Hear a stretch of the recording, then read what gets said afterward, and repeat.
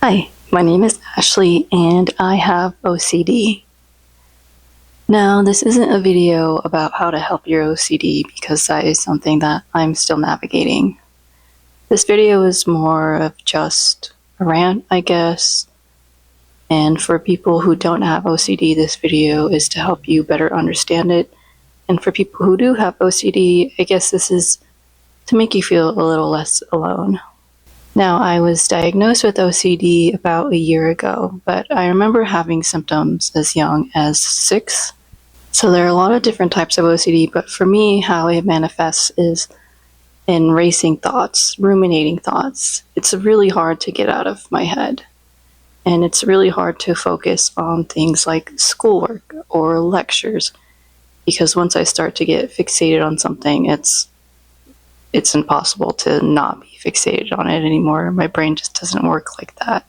And I tend to give a lot of things power that are outside of my control or even in my control.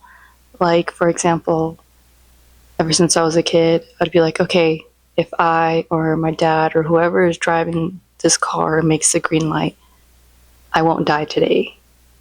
Which is a crazy thought to have when you're like 6 or 7 years old.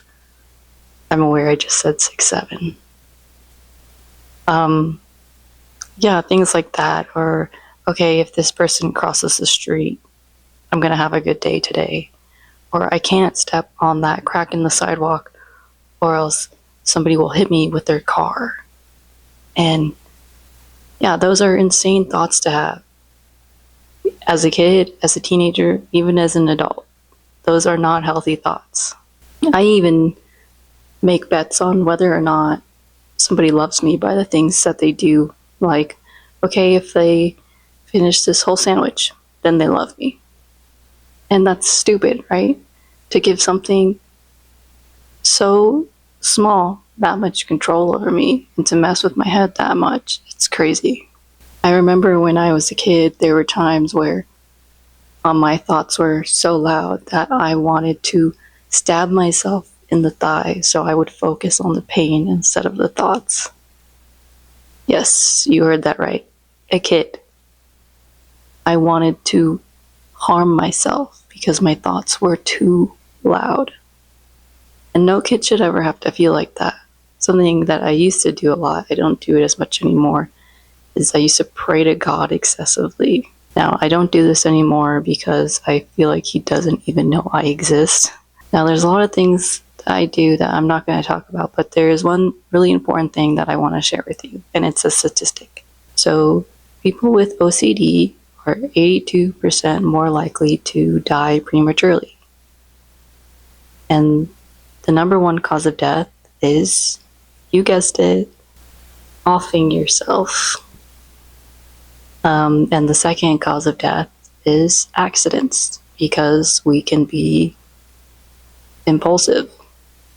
And there's a lot of debate whether or not these accidents are even accidents, or if they were deliberate situations made to look like accidents. Now, you probably didn't want to hear that statistic, but I think it's really important to sit with because it shows you and everybody else just how debilitating OCD can be. To me, what that statistic says is that my OCD thinks my life is worth less than 20% compared to everybody else's. And the worst part is, most days I tend to agree, because there's no cure for OCD, and you kind of have to live with the fact that there will always be a part of you that feels like this.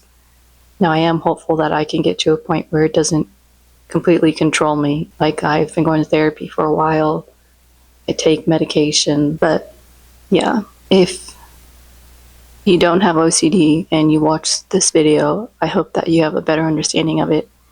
And if you do have OCD and you watch this video, I just want to say that I'm really glad that you're here. And I'm really proud of you. And I'm really sorry that you have to feel like this, because you don't deserve to. And I really hope you find healthy ways of coping. And honestly, even if they're unhealthy ways, if they're keeping you alive, I don't know, maybe keep doing them until you find a healthy way to cope. Yeah, random thought. You rule. I hope this isn't too awkward to put here after such a serious topic, But I just want to say I really like making YouTube videos, even if I only have 5 subscribers. But they really help me. They really help my OCD. And I am putting out a video right after this one because I didn't want this to be the only impression of my channel. It's not a really good video, if I'm being honest. I didn't script it or even write notes for it. I kind of just freeballed it. I made an iceberg of my favorite memes and references and just kind of went through it. I had a lot of fun making it, but hopefully you have fun watching it, even if it's not a great one. The next video that I'm working on is something that I'm very passionate about and have been since 3rd grade, and I plan on putting a lot of effort into that one, so be on the lookout for that within the next month or so. And I plan on traveling with my dog a few times this year, so hopefully I'll vlog that. Who knows? But if you want to see me grow, maybe hit that subscribe button. It would mean a lot to me, but you don't have to. And yeah, bye.